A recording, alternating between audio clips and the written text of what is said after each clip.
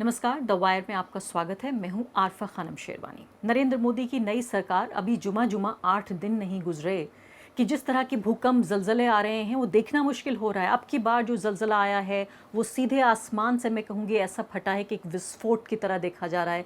ये एक तरह का वित्तीय, एक फाइनेंशियल एक्सप्लोजन है। अंतर्राष्ट्रीय कंपनी हिंडनबर्ग ने इस बात का पर्दाफाश किया है कि सेबी यानी जो रेगुलेटरी अथॉरिटी है भारत की, जो पूरा शेयर बाजार और फाइनेंशियल मार्केट को कंट्रोल करने का जिसका काम है, उसकी जो अध्यक्ष हैं, उसकी जो चीफ हैं, वही एक तरह से इन्वॉल्व्ड हैं कुछ भ्रष्टाचारी चीज़ों में। मैं उसका अभी आपको कुछ ही देर में बताती हूँ। लेकिन जिस तरह से ऑपोजिशन इसको देख रहा है और सरकार के आलोचक देख रहे हैं, वो कह रहे हैं कि सीधे तौर पर राहुल गांधी जो हमेशा से कहते रहे कि चौकीदार चोर है, और अगर आसान शब्दों में कहें तो कहें कि दूध को देखने की, उसकी देखभाल की जिम्मेदारी बिल्ली को दे दी गई है। यानी कि जो खुद जिसकी दिलचस्पी है उस दूध की मलाई में, उस बिल्ली को देखभाल की जिम्मेदारी दे दी गई है कि भाई देखिए आप ज़रा ये ख़राब ना हो जाए, इसको कोई चुरा के ना ले जाए। ऐसा कहा जा रहा है सेबी की चीफ के बारे में, क्योंकि जो हिंडनबर्ग जो शॉर्ट सेलर कंपनी है अंतर्राष्ट्रीय, उसने ये पर्दाफाश किया है कि जो माधवी बुच हैं, जो पहली सेबी की महिला चीफ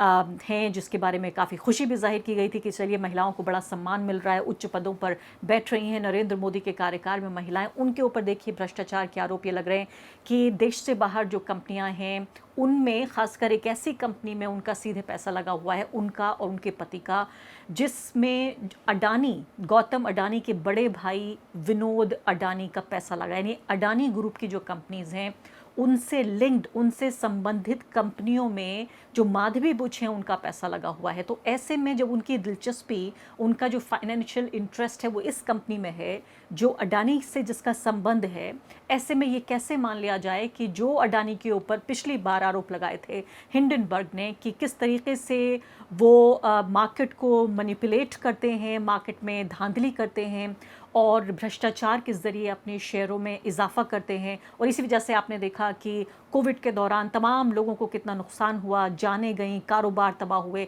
लेकिन एक व्यक्ति, एक कंपनी ऐसी थी जिसको सिर्फ फ़ायदा ही फ़ायदा हो रहा था, और वो सबको पीछे आगे निकलते हुए बुलेट ट्रेन की रफ्तार से सबसे बड़ी कंपनी के तौर पर उभर कर आया। यही वो बताया जा रहा है टाइम पीरियड जिसमें कि आर्टिफिशियल तरीके से, नकली तरीके से इन शेयरों में उछाल देखा गया। तो एक व्यक्ति, ये हिंडनबर्ग ने आरोप लगाया था पिछली अपनी रिपोर्ट में। सेबी ने इन आरोपों की जांच करने के बजाय उल्टा हिंडनबर्ग को ही उन्होंने एक शो कॉज नोटिस थमा दिया। तो इसके बाद अब ये दोबारा एक तरह का भांडाफोड़ किया है हिंडनबर्ग ने कि ये देखिए कि इनका खुद का इंटरेस्ट है सेबी की चीफ माधवी बुच का, इसलिए इन्होंने इन्वेस्टिगेशन नहीं किया। अब अपोजिशन ये कह रहा है कि उसको दो महत्वपूर्ण उसकी मांगे हैं। सबसे बड़ी बात तो एक व्यक्ति जो पूरे सवालों के, आरोपों के घेरे में है, जिसको पूरे तरीके से देखभाल करनी थी, जिस चौकीदार को, क्या वो अगर चोर निकल रहा है तो सबसे पहले उनको इस्तीफ़ा देना चाहिए, ये सबसे बड़ी बात कही जा रही है।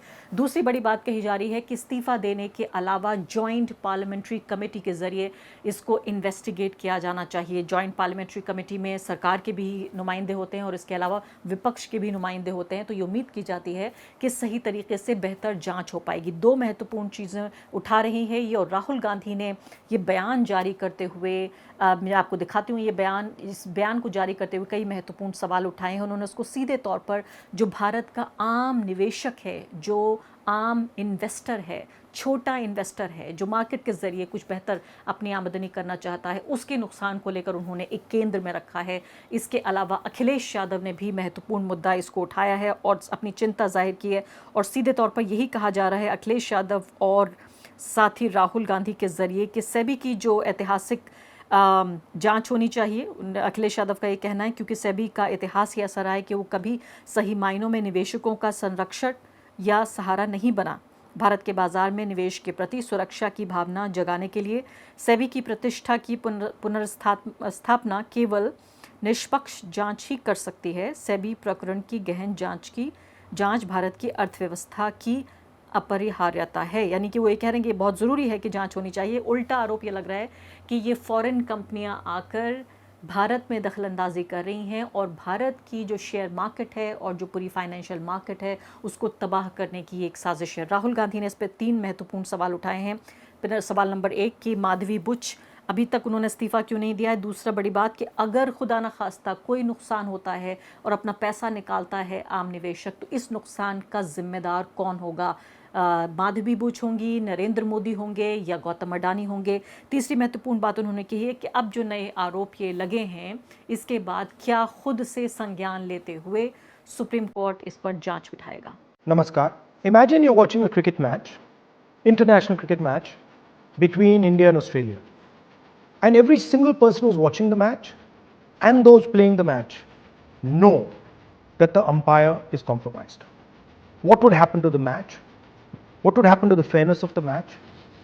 What would happen to the outcomes? How would you feel as somebody who's participating in the match? This is exactly what is happening in the Indian stock market.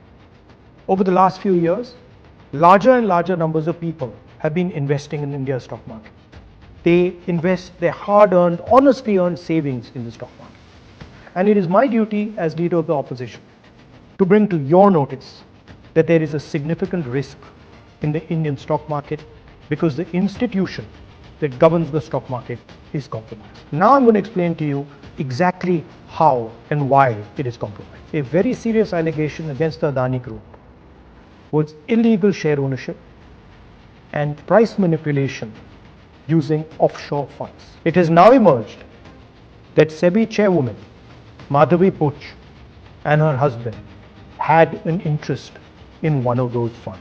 This is an explosive allegation because it alleges that the umpire herself is compromised. The savings of millions of Indians, hard earned, honestly earned savings, are at risk. It is therefore imperative that this matter is investigated. Retail investors, honest investors, pensioners have three questions. The first, why has Chairperson Madhavi Buch not resigned? Second, God forbid something were to go wrong and investors were to lose their money. Who is responsible? Is the Prime Minister of India responsible? Is Madhavi Buch responsible? Or is Mr. Adani responsible? And finally, the Supreme Court has been looking at this matter. New allegations have emerged, very serious, explosive allegations have emerged. Is the Supreme Court going to look at this matter suo motu again? Slowly becoming crystal clear why Prime Minister Modi is against a joint parliamentary committee looking into this matter. Thank you. और इस मुद्दे पर बातचीत करने के लिए मेरे साथ जाने माने अर्थशास्त्री प्रोफेसर अरुण कुमार मौजूद हैं। प्रोफेसर साहब, सबसे पहले तो ये बताइए कि एक आम आदमी के लिए बहुत मुश्किल भी हो रहा है ये समझना कि ये पूरा जो एक तरह का फाइनेंशियल वित्तीय जो जलजला आ गया है, पूरे भारत की राजनीति को इसने हिला कर रख दिया है कि भाई हमारी जो सबसे बड़ी रेगुलेटरी अथॉरिटी है उसी को हम उस पर विश्वास नहीं कर सकते। जो विपक्ष है वो कह रहा है कि हम तो कब से कहते थे चौकीदार चोर है। ये सिर्फ बात नहीं है कि नरेंद्र मोदी के जो करीबी दोस्त हैं उनको कैसे फ़ायदा पहुंचाया जा रहा है, बल्कि भारत के जो संस्थान हैं उनकी विश्वसनीयता पे सवाल उठ रहा है। अगर मैं आपसे पूछूं कि बहुत कम आसान शब्दों में आप ये बताइए कि हिंडनबर्ग जो कंपनी है इसका जो ये पर्दाफाश है इसको आम आदमी कैसे समझेगा? देखिए, जो हिंडनबर्ग कंपनी है वो अपने आप को खुद कहते हैं कि हम शॉर्ट सेलर हैं। शॉर्ट सेलिंग का मतलब है कि जिस कंपनी में कुछ गड़बड़ी है, जिन्होंने अपने जो कंपनी के शेयर के दाम बढ़ा के रखे हैं, तो वहाँ पे वो कहते हैं कि हम यहाँ पे शॉर्ट सेलिंग करेंगे, जिससे कि दाम जब कम हो जाएगा तो हमको प्रॉफिट होगा। और अडानी के केस में उन्होंने बताया कि अडानी को कई तरह के एडवांटेजेस मिले, जिससे कि उनका जो शेयर प्राइस है बहुत ज़्यादा हो गया। उनका जो इक्विटी है वो कम था, लोन उनका ज़्यादा था, क्योंकि जब उनके इक्विटी के दाम बढ़ जाते हैं तो उनको लोन भी ज़्यादा मिल जाता है, तो उसकी मदद से वो फिर और कंपनियों को भी एक्वायर कर लेते हैं। तो यहाँ पे देखा गया था कि जो प्राइस अर्निंग रेशियो होता है, यानी किस दाम पे शेयर बिक रहा है और कितना उसका डिविडेंड आ रहा है, वो रेशियो बेतहाशा था। कहीं 100 था, कहीं 200 था, कहीं 400। इसका मतलब है कि जो आपको रिटर्न मिल रहा है वो आधा प्रतिशत, चौथाई प्रतिशत मिल रहा है। अब लोग आधे प्रतिशत और चौथाई प्रतिशत पे क्यों इन्वेस्ट करेंगे? दूसरी बात ये, जब इतना ज़्यादा जब प्राइस अर्निंग रेशियो हो जाता है तो सेबी जो एक रेगुलेटरी अथॉरिटी है, स्टॉक एक्सचेंज को ठीक ठाक चलाने के लिए एजेंसी है, उसको इन्वेस्टिगेट करना चाहिए कि इस तरह से कैसे हो रहा है कि इतना ज़्यादा एक तो लोन मिल रहा है, इतना ज़्यादा उनका प्राइस अर्निंग रेशियो हो रहा है। तो हिंडनबर्ग ने अभी जो रिपोर्ट छापी है, उन्होंने कहा कि इस सब को इन्वेस्टिगेट करने की जगह उन्होंने हमें शो कॉज नोटिस दे दिया है। तो वो कह रहे हैं कि जो ये जो सेबी का मामला है, वो सेबी में जो फेयरनेस नहीं है, वहाँ पे जो फेयरनेस होनी चाहिए कि जहाँ पे गड़बड़ी है उसको इन्वेस्टिगेट करना ज़रूरी है, वो इंस्टेड हमसे ये मांग रहे हैं कि आपने जो अपना जो शॉर्ट सेलिंग किया है आप उसका जो दीजिए। तो इसलिए वो कह रहे हैं कि जो एक ट्रांसपेरेंसी होनी चाहिए। और यहाँ पे बता रहे हैं कि सेबी की जो चेयरपर्सन है, वो जो चेयरपर्सन है उनका एक लिंक रहा है अडानी की कुछ कंपनियों के साथ विदेश में, और वो जो लिंक है उसकी वजह से वो इन्वेस्टिगेट नहीं कर रहे जो करना चाहिए। और इसीलिए सुप्रीम कोर्ट में भी जो उनको एक क्लीन चिट मिल गई, क्योंकि जो सुप्रीम कोर्ट ने कहा कि सेबी को कुछ भी नहीं मिला है। तो इसलिए कुल मिला के उनका ये कहना है कि जो सेबी है वो एक न्यूट्रल एजेंसी की तरह काम नहीं उसने किया, क्योंकि चेयरपर्सन जो उनकी हैं वो चेयरपर्सन इन्वॉल्व थी इस अडानी की कंपनी के साथ। हालांकि अभी जो चेयरपर्सन है उन्होंने ये कहा है कि हमारा कोई भी इसमें गलत वो नहीं है, पर सवाल ये उठता है कि जो ये हिंडनबर्ग रिपोर्ट आई है दूसरी, उसमें उन्होंने जो विसल ब्लोअर हैं उनके हवाले से उन्होंने जो ईमेल वगैरह हैं वो उन्होंने पब्लिश किए हैं, जो दिखा रहा है कि जो ये लिंक था, ये वहाँ पे इन्वेस्टमेंट था।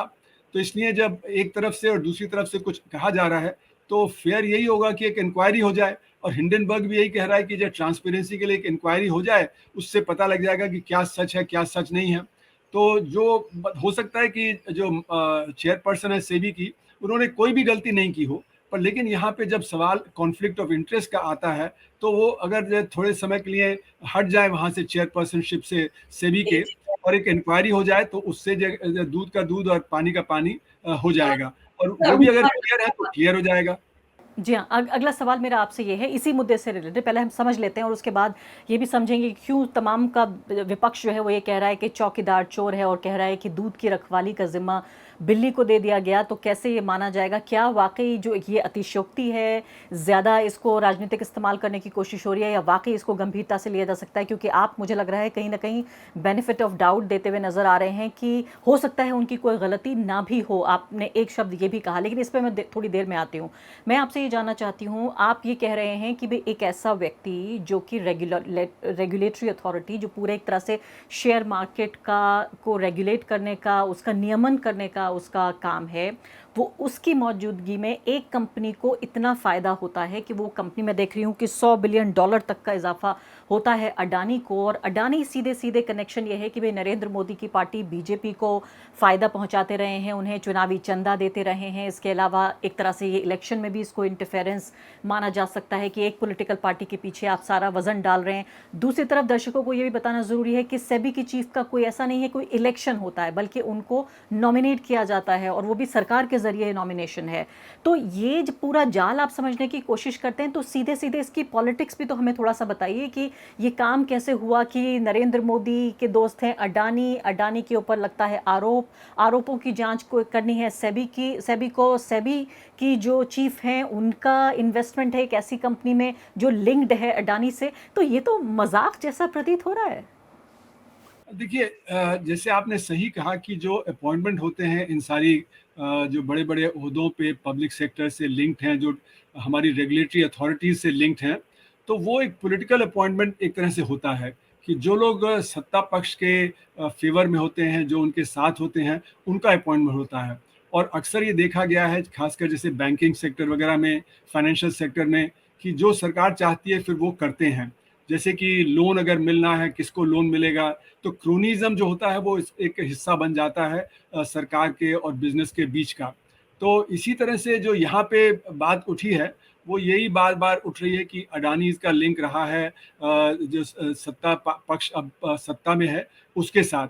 तो ये जो लिंक है, इसकी वजह से जो इन्वेस्टिगेशन होना चाहिए था वो इन्वेस्टिगेशन नहीं हुआ। जैसे मैंने कहा कि प्राइस अर्निंग रेशियो जो कि 100, 200, 300 हो जाए और उसका इन्वेस्टिगेशन ही ना हो, तो ये तो एक बहुत बड़ी बात है कि किस प्रकार से वो इन्वेस्टिगेट नहीं हुआ, कि किस प्रकार से उसके शेयर के दाम इतने बढ़ गए। दूसरी तरफ ये भी देखा गया कि बहुत सारे एसेट्स हैं वो अडानीज ने एक्वायर किए, और वहाँ पे यानी कि रातों रात जो जो पार्टी एक्वायर करने वाली थी वो पीछे हट गई, और इन्होंने अडानीज को मिल गया, जैसे कि सीमेंट कंपनियों के केस में हुआ। तो उसी तरह से बाकी एयरपोर्ट हैं, पोर्ट हैं, बाकी और इंफ्रास्ट्रक्चर है। अभी देखा गया कि जैसे रूरल एरिया में जो आपके जो इंफ्रास्ट्रक्चर सेटिंग अप है, जो वहाँ पे जो वेजिटेबल्स प्रोक्योरमेंट वगैरह का है, वहाँ पे सब पे अडानीज का बोलबाला बढ़ता चला जा रहा है। तो इसलिए ये लगता है कि जो लिंक है वो लिंक की वजह से ही जो इन्वेस्टिगेशन सेबी को करना चाहिए था अडानी की कंपनियों का, वो अडानी की कंपनियों का जो इन्वेस्टिगेशन नहीं किया। यही तो जो सेकंड रिपोर्ट आई है हिंडनबर्ग की, वो यही कह रही है कि क्यों नहीं इन्वेस्टिगेशन किया गया। ये इन्वेस्टिगेशन नहीं किया गया तो इसका मतलब है सेबी डायरेक्टली इंटरेस्टेड नहीं था वो इन्वेस्टिगेशन करने के लिए।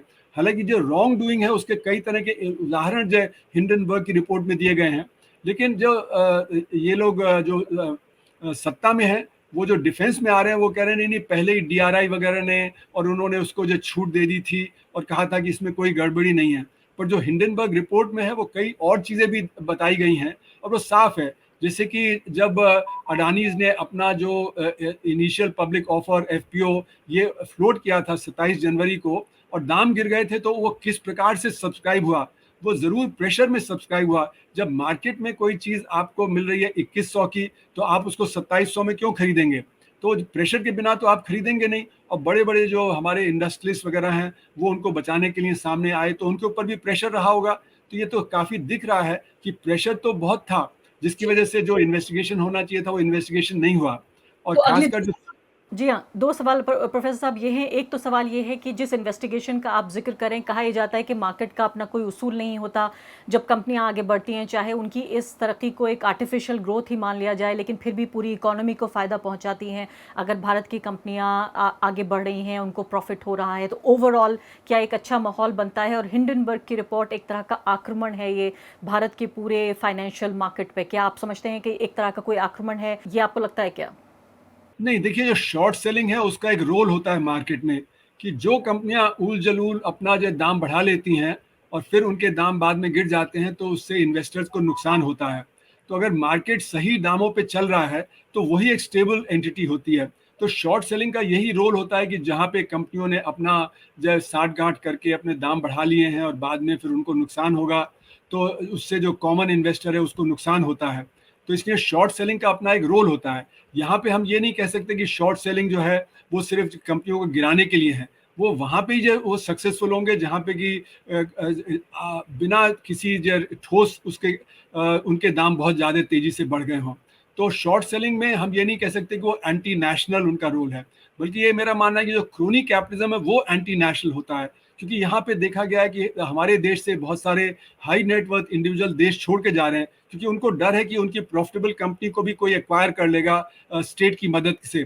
तो आपने देखा 2014 से 2019 के बीच में 23,000 जो हाई नेटवर्थ इंडिविजुअल वो देश छोड़ गए, 2019 में 7,500 छोड़ के गए, 2022 में 7,500 छोड़ के गए और 2023 में पार्लियामेंट में बताया गया कि 2.25 लाख लोगों ने इंडियन सिटीजनशिप छोड़ के विदेशी सिटीजनशिप ले ली है। तो ये जो इन्वेस्टमेंट क्लाइमेट है वो बिगड़ जाती है। तो इसलिए ये कहना कि जो हिंडनबर्ग की वजह से देश का जो इन्वेस्टमेंट का माहौल खराब हो जाएगा, कंपनियों का प्रॉफिट बिगड़ जाएगा, ये बात सही नहीं है। वो एक्चुअली ये हो रहा है कि जो उनके जो ठोस उनके जो कंपनी है उसके नज़दीक उनका प्राइस आ रहा है, जिससे कि एक स्टेबिलिटी आती है मार्केट में। जहाँ क्रोनी कैपिटलिज्म होता है, जहाँ पे इनसाइडर ट्रेडिंग होती है, जहाँ पे इस तरह का मैनिपुलेशन होता है, वो मार्केट बहुत रिस्की हो जाता है। उसमें जी जो हाँ। विदेशी निवेशक हैं वो भी फिर नहीं आते हैं, जो भारतीय निवेशक हैं जब एक बार उनको नुकसान हो जाता है तो वो भी कदम वापस कर लेते हैं। जैसे कि आपने देखा हर्षद मेहता के समय जो बहुत ज़्यादा मार्केट बढ़ गया था, वो क्रैश हुआ, उसके बाद मिडिल क्लास ने बहुत समय तक विड्रॉ कर लिया था, वो मार्केट में घुसे ही नहीं, क्योंकि डर होता है कि जो हमको जो बेवकूफ़ बना दिया जाएगा। तो इसलिए ये मेरा मानना है कि ऐसा कुछ नहीं है कि ये एंटी नेशनल एक्टिविटी है। ये हित में है, हमारे स्टॉक मार्केट के और हमारे इन्वेस्टर्स के हित में है कि ये मार्केट का प्राइस सही रहे। सही रहे। और मैं जितना समझ रही हूँ वो ये कि और इस ये जो आर्टिफिशियल ग्रोथ है, एक नकली तरह की जो प्रगति दिखाई जा रही है उन कंपनियों की भी, उससे भी सिर्फ उन कंपनियों को फ़ायदा हो रहा है। मान लेते हैं कि अडानी को फ़ायदा हो रहा है या अंबानी को फ़ायदा हो रहा है। पहली बात तो आम इन्वेस्टर को फ़ायदा नहीं हो रहा है, दूसरे भारत की जो ओवरऑल अर्थव्यवस्था है उसको फ़ायदा नहीं हो रहा है। तो एक कारोबारी के ऊपर अगर कोई इन्वेस्टिगेशन हो रहा है, वो ज़रूरी काम हो रहा है जो भारत के पत्रकारों को करना था और वो नहीं कर पा रहे हैं सरकार के दबाव में, तो फॉरेन एजेंसीज, अगर फॉरेन कंपनियां कर रही हैं, चाहे वो शॉर्ट सेलर सही या इन्वेस्टिगेटिव जर्नलिज्म सही, वो भी आप कह रहे हैं कि ये भारत के हित में ही है, क्योंकि आखिरकार ये नकली है ये ग्रोथ। अब आखिरी सवाल आपसे ये पूछना चाहती हूँ, आपने जो 1992 का ये केस उठाया हर्षद मेहता वाला, और अब जो ये सेबी की चेयरपर्सन है, इनके इस्तीफे की जो मांग हो रही है, जायज़ है या आपको लगता है कि ऑपोजिशन इस पर एक राजनीतिक फ़ायदा उठाने की कोशिश कर रहा है, एक अवसर ले रहा है? देखिए, जो हर्षद मेहता का जो केस था सन 92 का, उस समय वित्त मंत्री मनमोहन सिंह जी थे, और उस समय रामेश्वर ठाकुर जो मिनिस्टर ऑफ स्टेट थे, उन्होंने रिज़ाइन किया था। और बाद में जो सेकंड वाला था, उसमें जो वित्त मंत्री जो चिदम्बरम थे, उसमें। लेकिन एक चीज़ होती है कि जेपीसी में अभी तक कोई रिजल्ट नहीं निकल के आता, क्योंकि जो सत्ता पक्ष होता है वो हावी होता है और वो रिजल्ट निकलने नहीं देता है। पर मेरा मानना है कि जो जेपीसी होगी, उसमें जो सवाल उठाए जाएंगे जो विपक्ष के द्वारा, तो वो सवालों के जवाब देने पड़ेंगे। अभी तो सवालों के जवाब नहीं आ रहे हैं। जैसे कि अभी हमने देखा सुप्रीम कोर्ट की भी जो कमिटी थी, उसमें कॉर्पोरेट सेक्टर के लोग थे, तो वो कॉर्पोरेट सेक्टर को बचाने में उन्होंने जो अपनी रिपोर्ट दी, उनको जो उसके आगे जो करना चाहिए था, जो पॉलिटिकल मामले हैं उसकी तरफ ध्यान देना चाहिए था। जो नॉन टेक्निकल मामले हैं जो सामने आए हैं, जैसे कि सेबी ने क्यों नहीं इन्वेस्टिगेट किया उसको, लेकिन वो खुद ही सेबी की रिपोर्ट पे डिपेंड कर रहे थे, तो इसलिए उन्होंने कुछ सेबी के ऊपर कहा ही नहीं। पर उन्होंने यहाँ तक कहा कि जो 2017-18 में जो एक रूल था कि आपको पीछे जाके पता करना है कि किसका पैसा कहाँ इन्वेस्ट हो रहा है, वो रूल बदल दिया गया। इसीलिए जो सेबी कहती है कि हम तो पीछे जा ही नहीं पा रहे हैं कि पता करें कि ये इन्वेस्टर्स के पीछे कौन लोग छुपे हुए हैं। तो जो रूल बदला गया वो भी जानबूझ के बदला गया। तो इसलिए जो मेरा मानना है कि विपक्ष के सामने ये जो बड़ा रोल है सामने, कि वो जो टेक्निकल मामले हैं उससे ऊपर उठ के जो पॉलिटिकल मामले हैं और जो सवाल नहीं उठाए जा रहे हैं कि सेबी ने क्यों नहीं इन्वेस्टिगेट किया, एजेंसीज ने क्यों नहीं इन्वेस्टिगेट किया, जबकि ये मार्केट में दाम इतने तेजी से बढ़ रहे थे, ये सब जब सवाल उठेंगे तो फिर जो उसके पॉलिटिकल तार भी जो सामने आने शुरू हो जाएंगे। बिल्कुल आखिरी बात कि उनके पति पर भी आरोप लग रहे हैं, सिर्फ माधवी बुच नहीं, कि जो ब्लैकस्टोन नाम की कंपनी है, इसको समझना मुश्किल है कि इसमें इनका प्रभाव, इनका जो इन्फ्लुएंस था माधवी बुच का, क्या वो अपने पति को सही जगह प्लेस करने में, ऐसी जगह प्लेस करने में जिसके वो लायक नहीं थे, उन कंपनियों का हिस्सा बनने में रोल प्ले किया, और इसमें सेबी से क्या कॉन्फ्लिक्ट ऑफ इंटरेस्ट है? देखिए, डायरेक्टली सेबी से इसमें रोल कॉन्फ्लिक्ट का नहीं है। जो अपना हिंडनबर्ग रिपोर्ट है उसने इसमें काफ़ी डिटेल में बात बताई है कि जो उनके पति हैं उनका कोई रियल एस्टेट के उस बिजनेस में कोई उनका जो है वो नहीं था स्पेशलाइजेशन। लेकिन ब्लैकस्टोन ने उनको अपॉइंट किया वो राइट्स को देखने के, जो रियल एस्टेट के जो इन्वेस्टमेंट ट्रस्ट होते हैं उनको देखने के लिए। और उसी दौरान जब उनको अपॉइंट किया गया तो कई बार जो चेयरपर्सन मिसेस बुच हैं, उन्होंने कई बार स्टेटमेंट दिया कि बेस्ट इन्वेस्टमेंट इंडियन इन्वेस्टर्स के लिए ये राइट्स ही होंगे, यहाँ पे इन्वेस्ट करना चाहिए। तो वो ये दिखाना चाह रहे हैं कि ये जो मैनिपुलेशन है, ये मैनिपुलेशन सिर्फ उन कंपनियों के साथ नहीं है जहाँ पे कि अडानी वगैरह है, पर जो माधवी बुच है उन्होंने और भी मैनिपुलेशन किया अपने हस्बैंड को कहीं प्लेस करने में और उनको जो मदद करने में। तो ये दिखाता है कि इनका क्लोज कनेक्शन था, और ये क्लोज कनेक्शन जो रहा है वो मतलब अडानी के केस में भी क्लोज कनेक्शन, क्योंकि यहाँ पे भी हुआ कि जो मिसेस बुच के जो शेयर थे उनको जो हस्बैंड के नाम पे ट्रांसफ़र कर दिया गया था जब ये इनको यहाँ पे सेबी में लाया गया था। तो ये दिखाने की कोशिश है कि जो ये लिंकेज है वो मैनिपुलेशन चल रहा था। जी, बहुत बहुत शुक्रिया आपका प्रोफेसर अरुण कुमार। मुझे लगता है कि मामला तो सिर्फ अभी शुरू हुआ है, इसके तो आप जैसे कह रहे हैं कि अब तार खुलेंगे, और जैसे ऑपोजिशन कह रहा है कि जॉइंट पार्लियामेंट्री कमेटी को दिया जाना चाहिए इस मुद्दे को, थॉरली इन्वेस्टिगेशन होना चाहिए, और मुझे लगता है कि पुराने जो गड़े मुर्दे भी हैं वो भी उखाड़े जाएंगे। एक ऐसा मौका है ताकि दूध का दूध और पानी का पानी हो। बहुत बहुत शुक्रिया आपका इस मुद्दे को आसान शब्दों में हमारे दर्शकों तक पहुँचाने के लिए। द वायर के और वीडियोस देखने के लिए सब्सक्राइब करें और बेल आइकन पर क्लिक करें। स्वतंत्र पत्रकारिता की आर्थिक मदद करने के लिए डिस्क्रिप्शन में दिए गए लिंक पर जाएं और अपनी राशि चुनें।